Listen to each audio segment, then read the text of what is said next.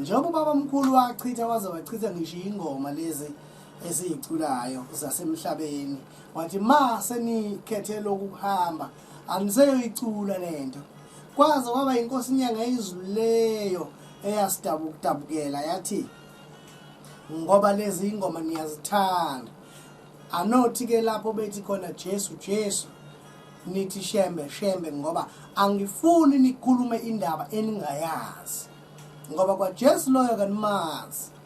kamumva nje manje ephepheni kade ngibuka lapha amaroma athi engathithi uJesu akaseze ukubuya into ekhona nje etrendayo nje le emaphepheni kuyimanje uma ungayiguglisha nje uzoyithola kade kuhlangene inqothovu lezi ezifaka igqoko lezi ku-conference lezi khuluma lolu daba sithi ke ngokubheka isikhathi esesihambile nocwaningo ababelenzile lalikhomba ukuthi hleze ngeyikhathi ezithile ngasabuye ake ngathi bathi basaboni kahle yathi inkosi inyanga izulu wonke umhlaba uzongena lapha ekhaya kodwa khona bazogcina ngoba bona banemakhanda aqinile banenkani haya ngisho ukuthi ngithini iphi bayeyipika mthetho yasho lapha manje yipika usuka madoda mkhathini uyaphila futhi siyaphila umshumayeli njani ikhuluma inkinga futhi lapha ngazi noma sebezomzonda ingeke kodwa ke mina ihamba ke kuyenzeka yini konje intombi yalapha ekhaya ihambe kokubili ngoba phela la kugqoka nje la kuphinde bese kuthanda ukwehluka kodwa ke kangikho lapho ngikule nkinga esibhekene nawo yokuthi abantu abasafuna ukutshelwa okukashembe okuyikhona kade kwenziwa nokuyikona ushembo wakhe owathi mayifika wathi bantu abami ngizonikhipha kuloko ngizonifaka endleleni ebheke ezulwini mawa mtshela umuntu ngendaba endlela ebheke ezulwini sukwafa inakhoza wavuka usuke wafa kangibingelele mshumayeli nabafowethu esinabo phakathi kwezindlu zokusakaza ezweni lomzansi bengelela ke namanazareta onke umhlaba wonke onyazi lwezulu ngithi insasa ayibenhle kwabangcwele siyayibongela umusa ukuvuka ikakhulukazi kulolu suku lwesabatha Shumayeli ukhuluma indaba enzima nelikhuni indaba yokuhlukanisa ngoba inkolo yobuNazaretha ibiza ukuthi ube nesibindi sokuhlukanisa izinto ifuna wazi futhi ukuthi mawukholwa iNazaretha awukholelwa abantu ikholelwa wena ingakho inkosi iye ithi kuleli bandla kufanele ube nomngane ngoba kunezinto esizenzayo senziswa abangani kodwa iba nabantu obonisana nabo izinto hayi ukuthi bangabangana ngoba once wanomngane umngane wakho khona into angeke kwazi ukukhuza kuyo noma ibone ukuthi wrong ngoba usabuthi wena uzophoxeka uShembeke efika lapha kulelizwe umqalo wendlela inkosi kade ikhuluma ngaye ivala umhlangano intabazo uma umuntu ke olalelayo nonemizwa yenkolo inkonzo ibiphethwe ubaba uzoza ukuthi inosizi phakathi ekhuluma nje ukuhlupheka nangendaba yokuhamba kaJohn emhlabeni okwakuyi ingane yakhe ubabamkhulu athi ubaba wayithanda kakhulu okwafika umlungu lo Extina umkakhe semthungele umcamela ukuthi iwona ayobeka ethuneni uvalelisa ngawo kuJohn emakheleni ebhokisi kwaba nesikhathi la ubabamkhulu khona eyibuza eyiphendula efuna impendulo kulonkulunkulu ambizayo athi akaye eNatali ayoqoqa isizwe sakhe kukhona la emlandweni akahamba khona ubabamkhulu ekseni ngeyithuba zawo 3 waphuma ekseni ubabamkhulu waphuma ekseni ebheke intabeni zokhahlamba waphuma lapho egqoka ibhlukwe nebhantshi ephethe ingubo eyodwa wayesethatha iwashi lakhe lalinentambo walengisa emqaleni ehamba ngenyawo uyabona ukusuka la ekade kukhona umhlangano uye intabeni zokhahlamba eDrakensberg Mountain ehamba ngenyawo eyothandaza khona emgedeni. Uma ehamba wayehamba ehlangana nabantu babamkhulu, abanye beya emaplazini begibela amahasha, abanye behamba ngenyawo bebingelelana. Iyodwa into ayethi mayebabuka laba bantu babamkhulu ifike kuye, wayezakhuluma yedwa athi usizi lo alibonayo, bona indle emnyama ihlupheka. Maye sefikile emgedeni wahlala ubabamkhulu isonto lonke kulomgede phansi kwezintaba zokhahlamba, ethandaza ekuseni, ethandaza emini, ebuza uNkulunkulu ukuthi lokho ambizela khona kuyini, uyozuzani ngakho. Kodwa kwathi mzukwane kuzofika impendulo kwawuLwesihlanu, ehlele emgedeni babamkhulu eqeda nje ukuthandaza. Uthi umlando ke lapho wahlabelela ubabamkhulu wathandaza waze wagida. Emzimbeni wakhe ngesikhathi ehlabelele egida, ithukuthuku lezi kithi ezumjuluko sokuyibona kubabamkhulu kwakuphuma igazi, ngoba wayengadli engaphuzi amanzi kulomgede isonto lonke ehluphekela lobu mNazaretha. Kwathi mangabe isifika impendulo uthi wabona umuntu, lo muntu waqhamuka ngasentshonalanga phakathi emgedeni. Wafike lo muntu wama ngakuleli tsha ethandazela ngakulo. Ulo muntu wayekhazimula engabhekeki. Uthi wathi mayefika yena lo muntu wathi, Shembe, ngithunywe ubaba kuwe. Uthi kangizokutshela ukuthi konke lokhu onakho uma ungayi lapha kubizele khona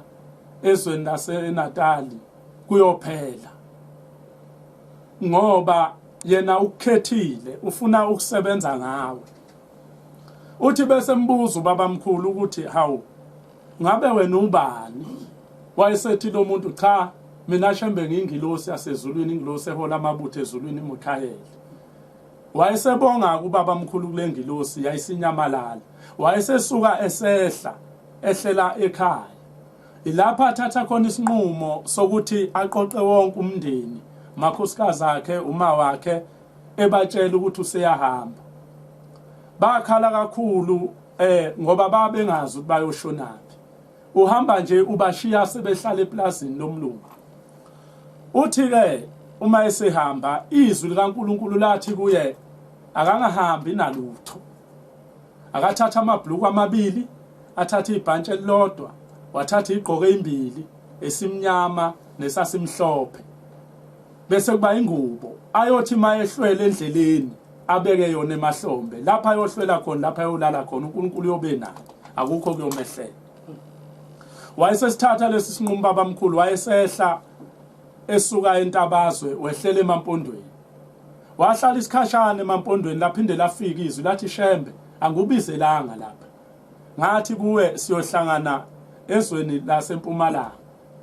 intaba engubizele kuyona inhlangakazi. Wayese uShembeke ngoba wayesezwana noSheha, ngikha nje phezulu ngoba isikhathi asikho. Wayesebiza uWilliam Sheha lo mfundisi ayezwana naye, esemtshela ukuthi uNkulunkulu uthini kuye. Wathatha isitimela kusasa esasiqhamuka eHarding sizodlula eKokstad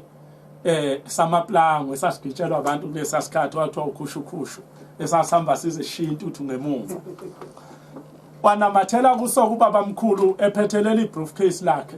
nemthwadlana nje ayephiwe ngaphezweni lasezantsi emampondweni eyokudla nokunye, ngoba ukushumayela lokhu uShembe wayevele eshumayela ebaphilisa abantu engakayi inhlangakazi, kodwa abantu basebevele bephila. Uma esefikile siqala isitimela sizoqhamuka la koSiphingo sedlula koClaywood, wabona sesisembilo.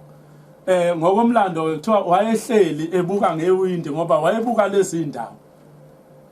Ababona abantu behla benyuka beyaluza sebehamba bemajalidini beya kubelungu. Saye safika la eplatform lapha ezantsi workshop. Isiteshi sezitimela lapha esasikhona sekwakhiwe iworkshop namhlanje kwakuthiwa kuseplatform ngalesi sikhathi. Uma efika ehla lapho behla bonke abantu esitimeleni, khona indoda eyayimile nje lapha ya platform incike ngamapholi. Bonke laba abantu bayehla naba bafana basizayo la nabadonso risho belayishela abantu imithwalo. Kwase kuthi egcineni wayesehla ubabamkhulu. Lensizwa yayisiza kuye, ifika imbingelele isawubona baba. Wathi ubabamkhulu yabe yathi ngicela ukukusiza wathi ubaba mkhulu kulungile mntanami ngisize yayisimbambisa lensizwa wayegqoka isudu nalesigqoko sakhe esimhlophe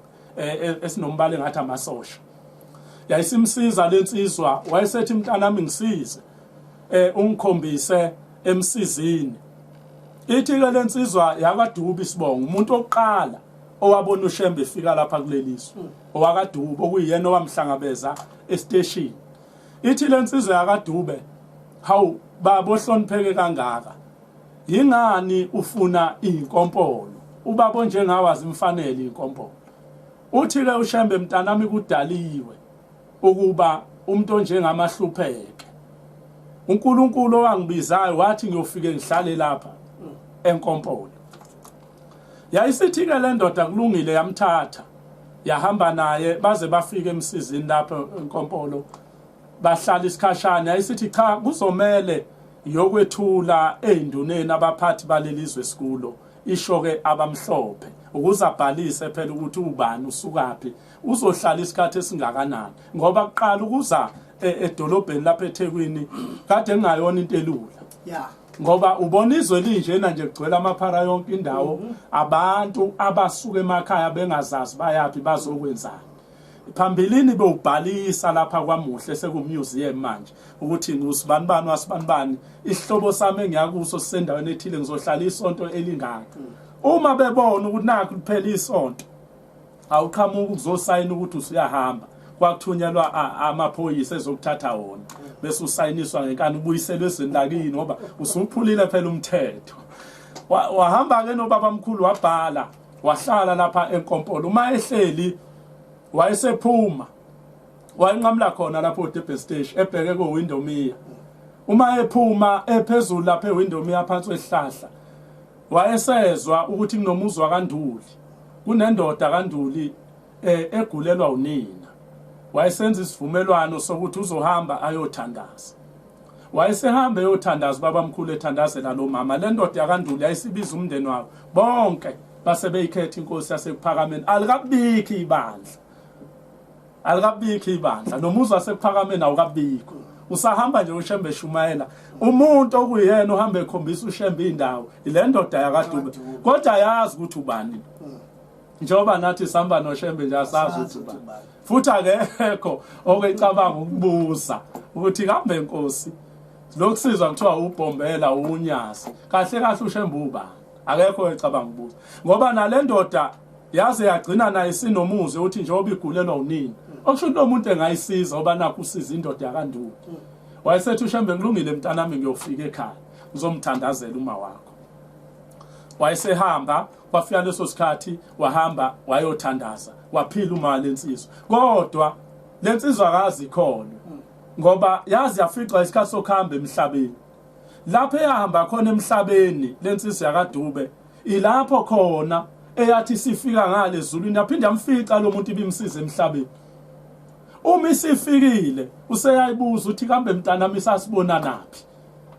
seyithi lensizwa akuwena lo engakuphathisa ikhwama kanje esihamba kanje eThekwini uthi uShembe hene mntanami ongasiza mina wawusiza uNkulunkulu umuntu osiza uShembe osebenzela uShembe mntanami akaya esikogweni ngoba emzimbeni nasegazini lakhe kusuke kunamazwi kaShembe athi inkosi kubusisa izwi likaShembe lithi inkosi kubusisa lingene esikogweni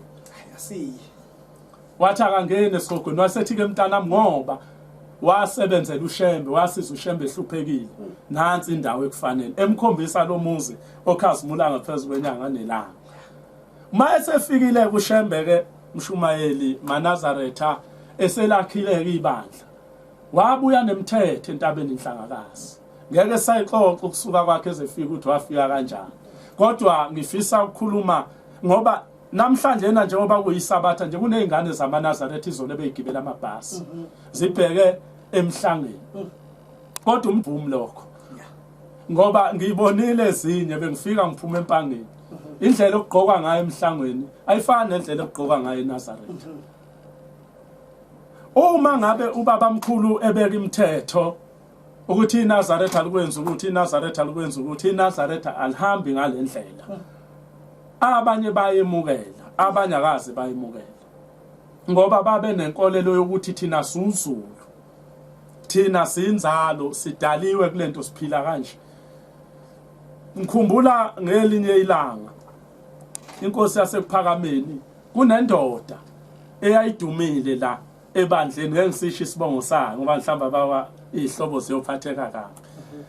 kodwa le ndoda ubabamkhulu esebuyile entabeni inhlangakazi iseyibhungu yayigula kakhulu ngapha entabeni zakwaBhoda uma igula le ndoda ubabamkhulu bese kufika izwi kuye lithi akahambe entabeni zakaBhoda kunensizwa uNkulunkulu ayibophile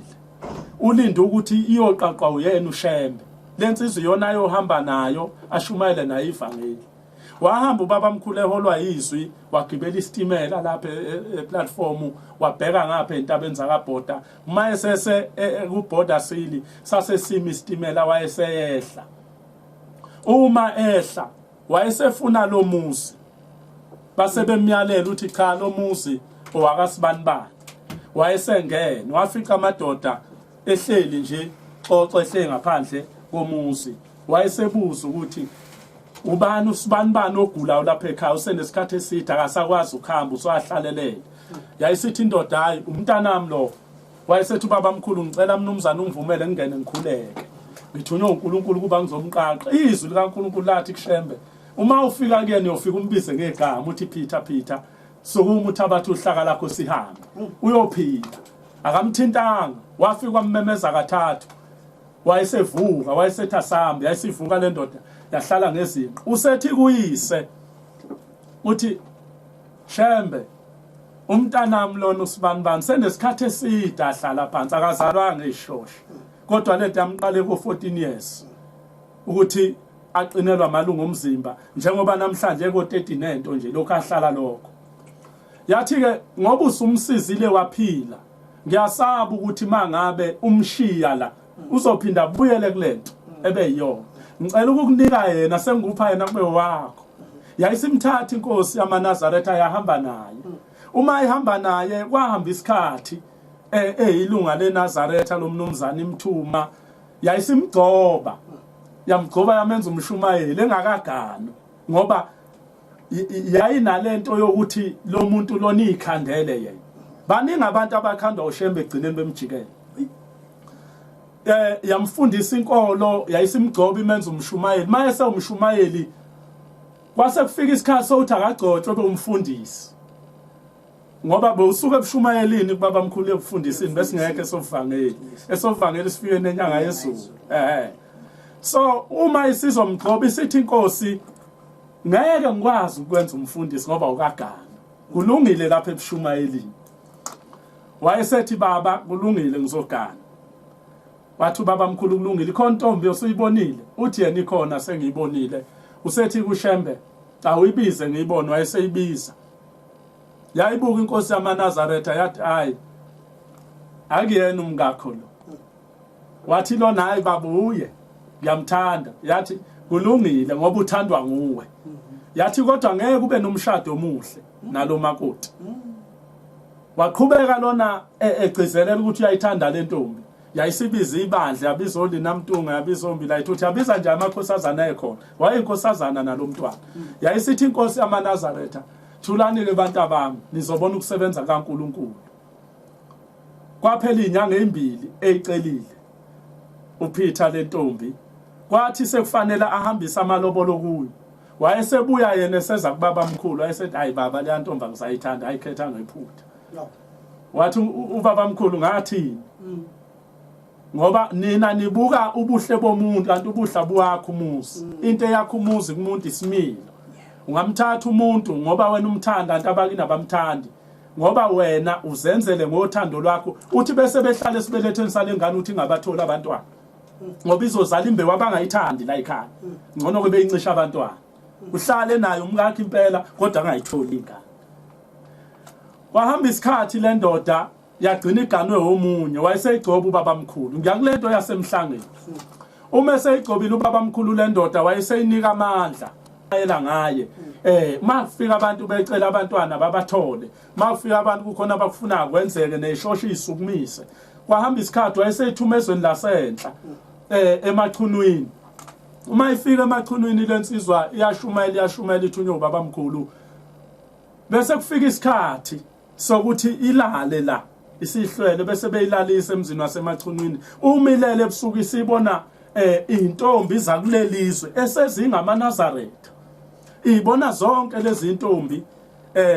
zika 25 la emathangeni nazo zihleli igone amabhokisi ezingane amancane yayise ibuza ukuthi lento isho ukuthina yazi ayithola impendulo yayisibuya ize kuphakameni mayisibuya ize kuphakameni isixoxela ubaba mkhulu uthi mntanami uhambe kanjani siyamchazela isithi baba ezweni lasemachununi khona into engiyibonile ngeintombi zakhona uthi ushembe uboneni ithi ngiyibone zonke igone amabhokisi amancane kodwa zintombi ezihamba u25 uthi ubaba mkhulu kanjani sibanibani umuntu wasemhlabeni awulazi ulimi lasezulwini uthi nemntanami zonke lezo izingane lezo ubuyibona igona amabhokisi izinqolile ayisafanele ukumbathina nsuku hawu baba ngobani uthi akusezona intombi ngokwasezulwini ngokwasemhlabeni zizintombi zona uma beyibuka uthi lezi izingane seziqomile lezi izingane inamasoka la kwaZulu bebenemfundiso embi yokuthi umfana mayeseqonyiwe emisiduku bese bembiza abadala bemeluleke bethi mfana intombi kayoniwa ukona intombi kuyicala kodwa makwenzekile wahlangana nayo nandawonye wolala kanje uthi beyifundisa ukusoma insizwa uthi ke ngalesi sikhathi lezi izingane ezihlangana namasokazo kanjalo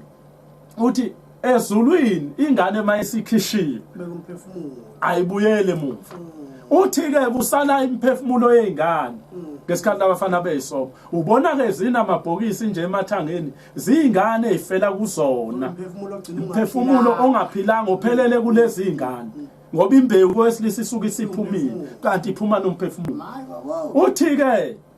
mntanami ke zonke lezo izingane lezo sekufanele oyise bethola imbuzi beyigeze ngoba mangaze kufika isikhathi sokuthi ithathwa abantu ziyogana ziyofika emzini ingemukele ngoba seyifike nephunga lamadoda seyifika emzini seyingabafelokazi afelwa zingane zingena nesinyama imizi eziyoyakha ngeke iphili yokufa nezingane eziyoyizala ziyogula njalo kanti zembethwe ile ngane engaziwa athi unina yena akayikhulelwa kanti yafela kuyo futhi eqinisile engayibona ngaphela manje ke lapha okuyiwa khona emhlangeni iningi izinto ezenziwayo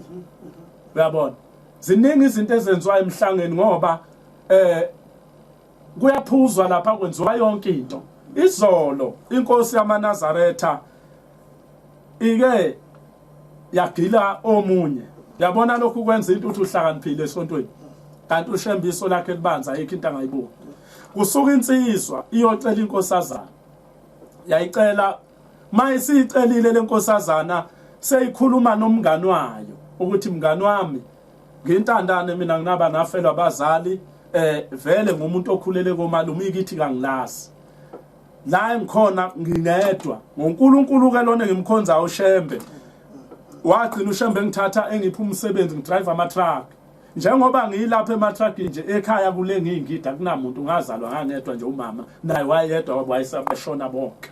uyabona sikuleso simo sokwakha imizi maNazaretha kodwa inkinga abantu kufanele bakhele imizi esiphuma kuyona enosizi abakufanele ukuyakha useyasuka ke lo uyavuma ukuthi cha uzomkhongela ngoba uyalwazi udaba lakhe lonke wayesehamba emcelela yonke into kanti khona idemon elikhona esontweni yabona idemon lokuthi ngigadile lelo kugada inkosazana Nhlanhluthi kukhona abantu abagadayo amakhosazana yabona unogada ugcine nikwa nezikhiyi yebo phela zokuthi uyena ovula amasango mawukhona abazongena uyena obonayo futhi mase kunobhotsho uthi lo bhotsho singawuvala kanje kwahamba isikhathi lona okuyena okhonga kanti unogada walengane akazi lo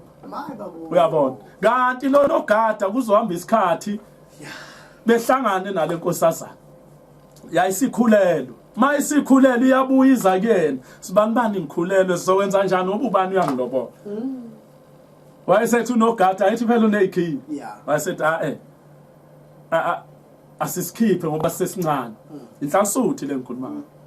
base bevumelana wayesemnika nemgudu ukuthi uzohamba kanje khona umama kanje usize ethi ngube emhlophe ngobani bazuthi uShembe wathunywa uma isihambile lengane yakulo mama seyifika kuyena lo mama bese ithatha behambeke kulezi indlu zakhe asebenzela kuzo maye ethi uyayiqala nje iprocess yokulungisela lengane bese kwehla unyazi lwezulu lima lapha phambi kwakhe libona uyena yedwa abaliboni lapha bese lithi unyazi lwezulu uyabona mawuke wamkhiphisa lo isiso onke amacala nezono zakhe ziyothwalwa nguwe bese lo mama ngane yami ngengikwazi ukukusiza kulento ngifanele ngikusize kuyo ngoba nalo unyazi lwezulu limlapha phambi kwami into entsha le njengoba unyazi belusentabazo yenzeka lento kuleli yasonto edlule uthi ngengikwazi ukusiza bese ethi lo mama cha mntana mhamba ubuyele ekhaya ngengikwazi ukusiza bemncenge laba bantwana nansi imali ngoba imali bathi nayi imali mama shona ufuna imali engizokunika athi lo mama kulungile ashintshe indawo bayitsho ukuthi mabesuka la mase bekwenye indawo shemba asezofika asababona bayishintshe indawo baye ehlathini maye eqala nje uyalungisa lehlo unyazi bese luthi uyazi yini ngithi wemama ungamkhiphisi isisu alo mama cha athi ngifuna lo ayochaza ukuthi yingani adlale ngentandane uma ngabe lentandane wayengayifuni wayengashonga ngoba seyilobolile yenze konke uyazi njengoba elapha nje ukuthi ezokhipha lesisiso umuntu ommithisile uye lo mkhongo akahamba na ngeke ke siphume lesisiso maye sikhipha bayofa nengane ngifuna azazohlambuluka kuthina boshembe ukuthi yini edlale ngalentandane wayevumelana imkhethe esipholi wagcina ngasikhiphanga lo sisi babuyele emuva ngoba ayikho into asazi ke njengoba babekhona ukuthi useyile yini ngoba lento iyakhula isisu phela yabona lento yokukhetha esipholi inkinga ngizwe nje abafowethu bejabula ethi ngiyokhetha ngelinye ilanga singapha eMthwalume masisemthwalume sibambe inkonzo komunye umuzi ngenhlanhla ke sekukhona umshumayeli ofikile engimusha isibongo mayifikile lo mshumayeli iyasha inkonzo la iyasha inkonzo kuvuka nathi bese sukuma naye ethe Nazareth angeke ngahlupheka mina kuleli bandla ngisebenza kodwa imali ngingayiboni ukuthi ishonaphi kwamakoti esefuna ukuhamba ebuyele kubo ngoba ngase ngihluleka nawo kondla izingane uthi ngendlela usizo lwalungibambe ngayo ukudle sasikudla kwakuvele ekhweni lami makoti ekulanda kubo kodwa ngiyasebenza ngivuka njalo ekseni futhi ngisefemini enkulu kaloliwe kodwa nje akubonakali ukuthi ngiyasebenza uthi ngelinye ilanga ngase ngiyobika othingweni athi baba nginenkinga lana la seluthi uthingo mshumayeli bapha abantwana bakho wathi basekhaya wayesethu namakhosikazi amangani uthi umshumayeli nginoyedwa wathi cha mshumayeli kunezingane zakho lapha engithi mangithi ngiyabuka ziyakhala kuthiwa akawuzondla uyinakile uganwe kangaki mshumayeli ithi le ndoda baba ngaganwa kanye uthi mshumayeli umuntu okuganile wamthathaphi uthi baba ngamthatha lapha ebandleni inkosazana le ka25 uthi ubaba wawuqala yini mshumayeli ukuyesipholi uyoxhawula wathi umshumayeli cha kwase ngiyesibili uthi lona owamxhawulo kokuqala uphi uthi wagana kwenye indawo uthi ngesikhathi usuxhawulile senihlukana nabuya neza lapha eParadise kwazomenyezelwa khona ukuthi usibanibani nosibanibani sebehlukanisile uthi lona cha baba kubuya ukuthi ushambe lo makoti wagana kwenye indawo wafika khona wazala izingane zazine uthi lezi izingane zozine zilotshwe kuwe ngoba isandla sokuqala esabambelela kuye ingilosi yayihlanganisa kwaba uwe kuthiwa mshumayeli wena kawuzondli lezi izingane nomkakho kawumondli uthi ke baba ngenze njani ithi inkosi yamaNazaretha kuyofanele kumenyezele umshumayeli ukuthi wehluleke usibanibani wehlulekile ukugana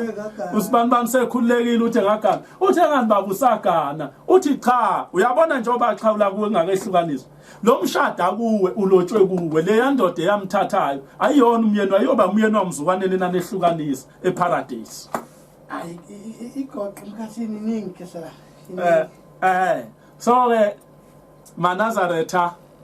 lisabatha namhlanje seyathi uNkulunkulu ubengasipha inhliziyo sokuba simthanda uShembe ngoba uma unyazi likhuluma ngabantu ukuthi uNkulunkulu uyamlanda umuntu esihogweni indaba encane nje uyamlanda umuntu esihogweni amsebenzise nalensizwe engiqale ngayo kwahamba isikhathi lapha ekhaya yagcinisa inkulu ngoba yayiseyenza imanga yagcina ingasabuyi mayithunywa ushembe siyenza ngendlela yayo isiyushembe yona njengoba ubonana namhlanje kunje umuntu ayinqe namhlanje esontweni avela suma athi izwi lenkosi lithe engakaze yeba phambi futhi isibindi kabanaso sinanenyongo eceleni ngoba even uba bekhona eparadise avela umuntu ashama ngangaka uyazi ukuthi ushemba kalona akayeni umuntu ekasukuma ushembe ethi hayi lokho akusho yakho yabugila inyanga ezulu yabugila washo njalo bathi lethi izwi lenkosi yathi inkosi hawu wamqaphela amanga wathi kodwa uzongena ezulwini ngoba wasukuma wathi lithi izwi lenkosi kufanele sihambe siyoklina engqayizivele yathi eParliament phakathi kwaleyo mizi yenkosi yathi inkosi hawu uqamba amanga ngami ngikhona ngishoni wathi kodwa lamanga akho mahle ngoba amanga ahlukene khona wasezulwini khona wasesihogweni angithi uma ubathatha labantu niyosebenza nizothi mase niqedile nibuye nize kuphi nize lapha nizothi baba sesiphuma ukuyosebenza bese ethini ushembe ethi inkosi nibusise usufake labantu ezulwini kodwa ngamanga kodwa amahle ngoba bafake ezulwini manje shothi omunye amgili inkosi yathi hayi uqhubeka ngadiya so kwafika isikhathi le ndoda yahamba emhlabeni mayisihambile ngaphambi kokuthi ihambe ubaba mkhulu wakwayibhalela incwadi obushembe unothando labantu akekho ushembe umuntu afuna afele ehlathini make wembatha lengubo emhlophe angiphathi wambhalela incwadi wathi mntanami sengiyoze ngihambe emhlabeni ungabuyile ekuphakameni ngiyofike ngithini kowayengithumile ukuthi angilande wena yenqaba le ndoda noma ushembe seyithumelelwa wabhala incwadi ukuthi ayibuyize ekuphakameni yazi yafica ukufa ifela la eyayikhona nobaba mkhulu wazwashintsha ibhantshi uma sihambile emhlabeni ilapha amathambayo ayekhala ayingcwatshwe khona eyazi yathi inkosi ilanga balanga azongcwatshwe kuphakameni nobusibanibani uyakhala uthi wafela endaweni errong wabuya wazongcwatshwe kuphakameni baningi abantu abamonayo ushembe kube ngathi abenzanga lutho athi ushembe kulungile woza ngoba inhloso usuku ushembe efuna ukugeza futhi usuke efuna inhliziyo yakho ukuthi kube yekhona luthe unyazi lwezulu akanawo uNkulunkulu amandla okushintsha inhliziyo kodwa wena onamandla okushintsha inhliziyo yakho ma uNkulunkulu nje engasifa lento okwazi ukushemba uNkulunkulu futhi sazi ukuthi kushembe akukho ongatholakala khona into engene manje nakuthina amaNazaretha yokuthatha into yokuphila ushembe ekhona awukahle woza wena oyimbongi wozubongela unyazi lwezulu lapho woza hashi kawunasihlalo lapha emhlanje kawunamatoma abhanqula ubuso neindlala yabunjwa yabhidlika imountain ukuqoqobala izikulawulawule usenza ngekhanda lakhe kumfanele ashekelela ububendo koniwa uquqaba asondeza usigaxa mabhande kwekadalawana omlomo uhlaba inhlalo ayiphambanisa busu inkebenkebe inxeba likaCelemba esola uNkulunkulu seyigoyiseleni imhlangano komkhulu emizuzisiso omlonyeni wengcanga sabheja sababi sibhaha ubani obengasasilokotha singasakhothekina ngesihloko solimi mapheke thululu zovuka usukhomba ngomunye umunwe futhi usucawula nje khence ungasazikisi isixembe embizeni zomusa zazi didelwa ziphakwe uthingo lwenkosazana gixa eqonga indundumo ezikusitha umuntu imcengezi nemshengele lele yahlandlela hlobisa omongameli ngejazi lamakhosi baqashambula baze bawathwala amahlombe utata nombheki cishe sithi umusa utshekele ngancanye emampondweni singakayivula imilomo noncamalala wakhathwa ngamafutha omusa zachichima izindebe abesindwa ezinya bayifinyanisa isishintsha imhlathi imbokode sebephahle kumshungu wamalanda ngamanangananga engube emhlophe ngeyefutho elaqhathulula isihlava nesangcokolo lashiye emanzini onhlangulano ecwasayo emningini usima yedwa njengokhozi sojiyile eshubela abantu uqhebo lumanqonda ngamagqikolo lucaphuna ubaba njengenasisindo lameneke emadwaleni ekwandeni ngemihweshe bayamazipho lomkhebhula lwametha kwavelezela isibilini othabekhulu uqhwakele ubizela mehle ececeni lokhunu kuyozicacisa kwambuthuma dilika kulelo gatsha zakhe usekuyibunga kungcono ukuzehlela kunokwethulwa shevu yaluko limini utshobele ngesikhala seindlebe uyoxhwalisa inhliziyo umxhoza umuntu abesagila sephisa ukhanda lengane omdlavuza kamshini uyagaya kugaxela indoda egcwanekayo kuphuma ugwayi kaThekwani impuqumpuqu bukwa yizwe lehlukane phakathi umhlathona enhlatlo yakubungaza kuvuma inhliziyo yokugoba amadolo waneshobola uthi uyakucokofula ushuzona umlomo oweza uvoyizana utotisane bese liduma liphenduka isiyoliyoli endlanze Lungile igama lesibongo kubani? umkhuleko wakomadonsela isibongo umshumayeli Umkhuleko wamadonsela kuliphi ithempeli? Sizanani Temple lisengoqokazi libhekwe ubaba umshumayeli uThabethe nomkhokheli uMamjado. Manje unesikhathi singakanani uyimbongo?